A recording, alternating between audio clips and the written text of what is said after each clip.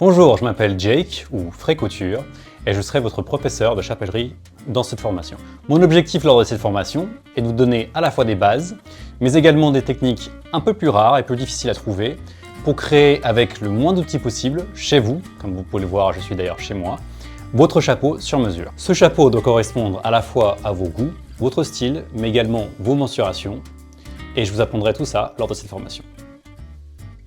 Je vais donc commencer par vous présenter quelques outils. Alors il faut savoir qu'il existe presque autant d'outils qu'il existe de chapeliers. Chaque artisan va avoir sa manière de travailler, ses outils préférés. C'est pour ça qu'aujourd'hui je vais vous présenter à la fois les bases essentielles, mais également des outils que vous pouvez acheter ou plus tard, qui vont venir un peu compléter votre collection. Déjà, la première chose à acheter, ça va être un bloc à chapeau. Je vous montrerai comment prendre vos mesures, votre tour de tête. La taille du bloc à chapeau se fait selon justement votre tour de tête. C'est un diamètre, en l'occurrence celui-ci par exemple fait 60. C'est 60 cm qui correspond moi à mon tour de tête. Ensuite, vous allez pouvoir prendre également en option, mais je vous conseille vraiment d'en acheter un, surtout que ça coûte pas cher.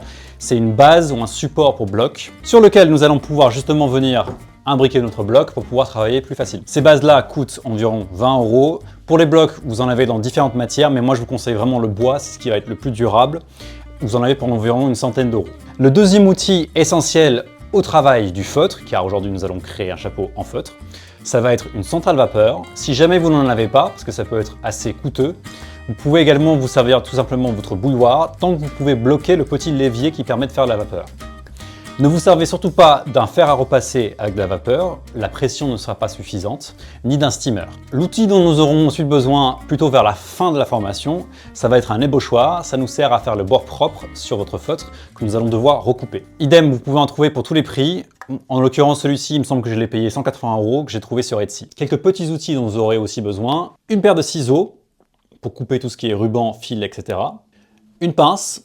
Ça, en l'occurrence, je vais m'en servir pour repousser la ficelle dont nous allons nous servir pour mouler le feutre. Bien sûr, il vous faut également une ficelle. Ça, vous pouvez en trouver bien sûr en magasin de bricolage. Un petit spray dans lequel j'ai mis de l'eau du robinet. Ce sont les mêmes sprays dont on sert par exemple pour arroser les plantes. Si vous n'avez pas ça, éventuellement, vous pouvez vous servir d'un torchon humide. Ça va être pour venir humidifier le feutre. Je vous conseille également de travailler sur une planche en bois ou une autre surface qui ne risque pas de fondre lorsque vous allez utiliser le fer. Ne travaillez pas directement sur une surface comme une table, car vous risquez avec le fer et la vapeur justement d'abîmer cette surface. En termes de matières premières, nous aurons besoin bien sûr d'une base sur laquelle travailler, ça va être la capeline. En l'occurrence, dans cette formation, comme je vous l'ai dit, on travaille avec du feutre. Il en existe de tout type. Moi aujourd'hui, je vais faire un chapeau en feutre de laine. C'est la capeline que vous allez trouver déjà qui sera la moins chère, mais qui reste d'une très bonne qualité, qui sera également assez facile à travailler. La forme la plus commune et celle avec laquelle on va travailler aujourd'hui, ça va être ces formes-là, une sorte de capuche. Vous pouvez également les trouver sous forme de cloche, comme ceci, mais je vous conseille vraiment pas de commencer avec ça, c'est plus compliqué à travailler, alors que ça, justement, ça va être plus facile pour commencer. Vous aurez également besoin d'un apprêt pour venir rigidifier le feutre. En l'occurrence, moi, je me sers de Permafix 50. Vous pouvez en trouver notamment dans l'adresse que je vous ai mis dans la liste de fournitures. Il vous faudra également un conteneur. Nous allons nous en servir pour faire la mixture eau et après, dont nous servirons pour rigidifier le chapeau. Vous aurez besoin d'éléments de décoration, comme par exemple du ruban gros grain. Moi, en l'occurrence, ce ruban-là fait 4 cm et celui-ci 2,5 cm. Accessoirement, vous pouvez également vous servir d'une machine à coudre pour coudre tous ces éléments-là, mais aujourd'hui, nous allons travailler la couture à la main. Et enfin, vous aurez besoin d'un ruban de cellophane pour venir protéger et préparer votre bloc à chapeau, ce que nous allons faire tout de suite. Alors, la première chose à faire, comme je vous l'ai dit, ça va être de choisir votre bloc à chapeau. En l'occurrence, moi j'ai choisi une calotte ovale, ça va être la forme la plus simple à travailler, et qui vous permettra également de la décliner dans différentes formes ensuite, ce que nous ferons à la fin de la formation. Cependant, pour choisir votre bloc, vous allez déjà devoir prendre votre tour de tête. Pour ça, c'est très simple, vous allez venir mesurer avec un mètre ruban le tour de votre tête, juste au-dessus des sourcils.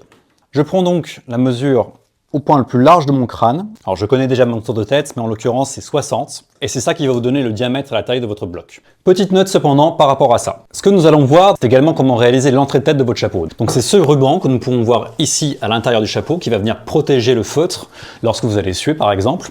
Cependant, vous pouvez également faire cette entrée de tête en cuir.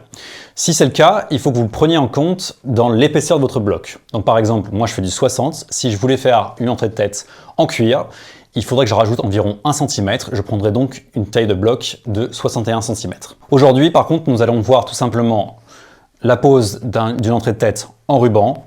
Et pour un premier chapeau, je conseille vraiment de commencer sur un ruban. Petite note sur le choix du bloc.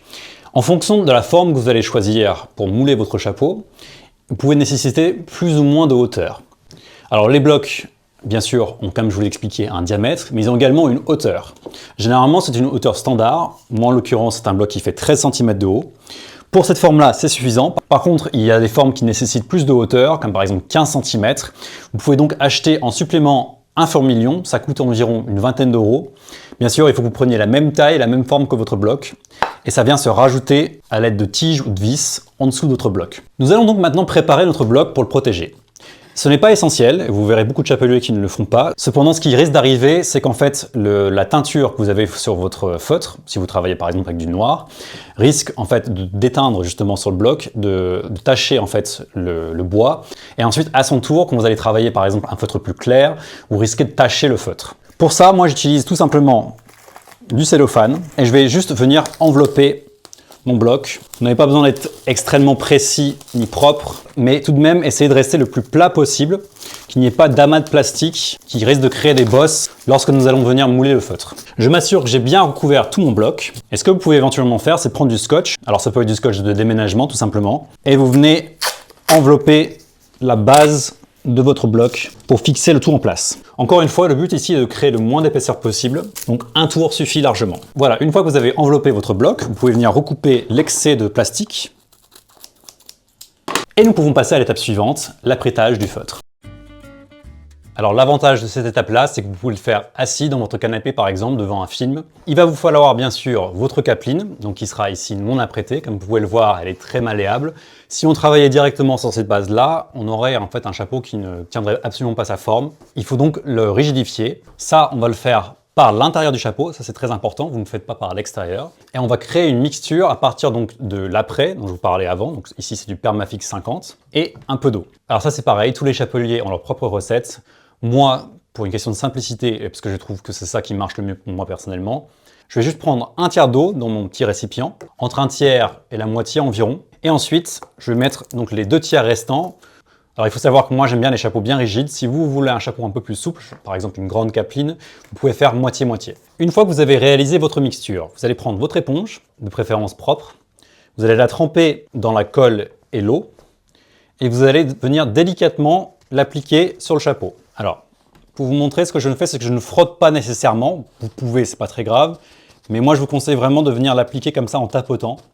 Encore une fois, ça je le fais sur l'intérieur du chapeau, surtout pas sur l'extérieur. J'imbibe vraiment bien mon éponge et je viens progressivement recouvrir l'intégralité du feutre à l'intérieur. Personnellement, ce que je préfère faire, c'est faire un peu le tour de la capeline.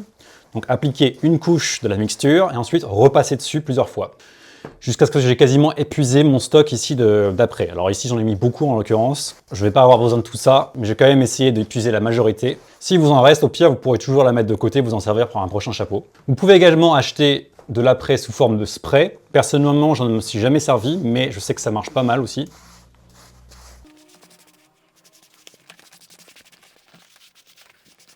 Voilà, j'ai fini d'appliquer ma mixture sur mon chapeau.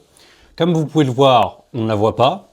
Donc le but, c'est vraiment d'imprégner en fait le feutre et pas qu'il y ait des taches qui soient visibles. Une fois que vous avez fait ça, il ne vous reste plus qu'à la laisser sécher. Donc moi, mon conseil, c'est de la laisser sécher pendant toute une nuit. En fonction de comment séchez-vous, en fait, si vous avez par exemple une maison qui est humide, ça va prendre plus de temps, alors que si c'est plutôt sec, bien sûr, ça prendra moins de temps. Mais voilà, en tout cas, ce que vous faites, c'est que vous laissez sécher environ 8 heures, vous touchez le feutre pour voir si c'est encore humide. Si c'est le cas, vous le laissez encore sécher quelques heures. Si ça ne l'est pas, vous pouvez passer à la suite. Alors la première chose, ça va être de prendre votre ficelle et de venir faire un nœud à chaque extrémité. Je vous conseille même de faire un nœud double, ce qui empêchera le nœud de se défaire par la suite. Vous allez ensuite prendre une extrémité de la ficelle et vous allez créer une boucle. Ensuite, vous prenez votre ficelle par la boucle et vous venez la tirer pour créer le nœud. Il ne vous reste plus qu'à resserrer le nœud. Vous faites attention à laisser suffisamment de ficelle dans la boucle pour pouvoir ensuite la passer autour du bloc et du feutre. Et puis vous serrez le nœud à fond.